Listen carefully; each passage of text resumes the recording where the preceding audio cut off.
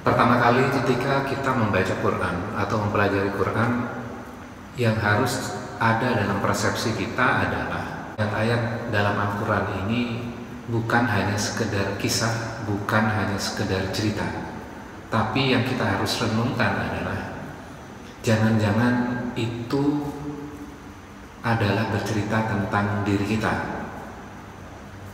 Jadi itu yang harus menjadi persepsi dalam pemikiran kita, karena ayat-ayat yang kita akan kaji ini walaupun kaitannya dengan Bani Israel, sesungguhnya ini merupakan pelajaran untuk kita, karena Bani Israelnya kan udah lewat ini, tapi yang membaca Quran itu adalah umat Islam. Dan kita baca di ayat 211, tanyakanlah kepada Bani Israel berapa banyaknya tanda-tanda kebenaran yang nyata yang telah kami berikan kepada mereka. Kalau kita renungkan kembali tanda-tanda yang sudah diberikan kepada Bani Israel itu apa saja? Kita ingat Bani Israel itu merupakan keturunan dari Nabi Yakub. Nabi Yakub memiliki 12 anak. Salah satunya yang kita kenal Yusuf, anak yang terakhirnya adalah Benyamin. Dan kedua belas anak ini akhirnya pindah ke Mesir. Di tanah Mesir mereka hidup damai, kemudian mereka tumbuh, kemudian akhirnya lama-kelamaan rakyat Mesir iri kepada Bani Israel ini. Kemudian Bani Israel ini akhirnya ditindas oleh Fir'aun selama 400 tahun lamanya. Akhirnya lahirlah sosok Musa yang menyelamatkan Bani Israel. Ini adalah nikmat-nikmat yang Allah berikan kepada Bani Israel. Kemudian setelah itu diutus Nabi, diutus Rasul, itu sebagian besar itu dari golongan dari Bani Israel ini. Berarti kan nikmatnya sudah banyak ya. Kemudian mereka juga diberikan kitab Taurat, mereka diberikan Nabi, mereka diberikan Rasul, tapi mereka mengingkari nikmat-nikmat yang Allah berikan itu.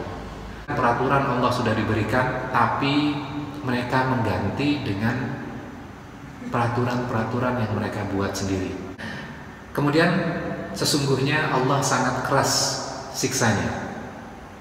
Di sini Buya Hamka menyebutkan bagaimana Bani Israel itu akhirnya ditawan oleh bangsa Mesir, ditawan oleh bangsa Yunani, ditawan oleh Romawi, sehingga keturunan dari Bani Israel ini hancur, kocar-kacir.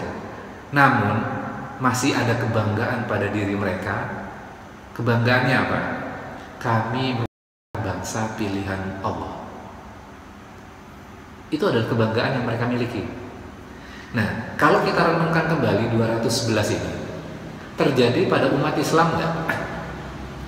Hari ini berbangga bahwa kami adalah umat pilihan, kami adalah umat Nabi Muhammad, dan kami adalah umat yang akan masuk ke surga.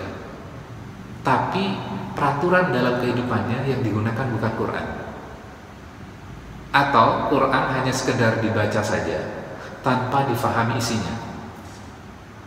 Ini terjadi di umat kita sekarang, di zaman kita sekarang. Yang dinamakan ayat-ayat Allah itu, ketika dibacakan kisah ini, Bani Israel itu merupakan ayat-ayat Allah nggak? Bagian dari ayat-ayat Allah. Demo kemarin 4.11 itu ayat-ayat Allah nggak? Ayat-ayat Allah. Bani Israel itu kan orang yang menghina Nabi Muhammad juga. Itu ayat-ayat Allah nggak? Ayat-ayat Allah. Dan mereka sangat menghina Quran pada waktu itu, karena Quran itu dikatakan bahwa hasil karya dari Muhammad, karangan dari Muhammad. Itu melecehkan. Itu ayat-ayat Allah nggak? Ayat-ayat Allah juga. Jadi kejadian kemarin orang yang melecehkan Quran, kasus Al-Maidah, itu bagian dari ayat-ayat Allah nggak? Bagian dari ayat-ayat Allah. Tinggal kita mengambil pelajarannya atau tidak. Kalau kita tidak kembali lagi kepada Quran, maka kita termasuk bagian dari ayat yang kita sedang baca ini. Tanyakan kepada Bani Israel apa yang terjadi pada Bani Israel itu. Mereka diberikan nikmat yang banyak, datang Rasul, datang Nabi, datang kitab, tapi mereka tidak membaca kitab itu. Mereka menggunakan aturan lain selain kitabnya.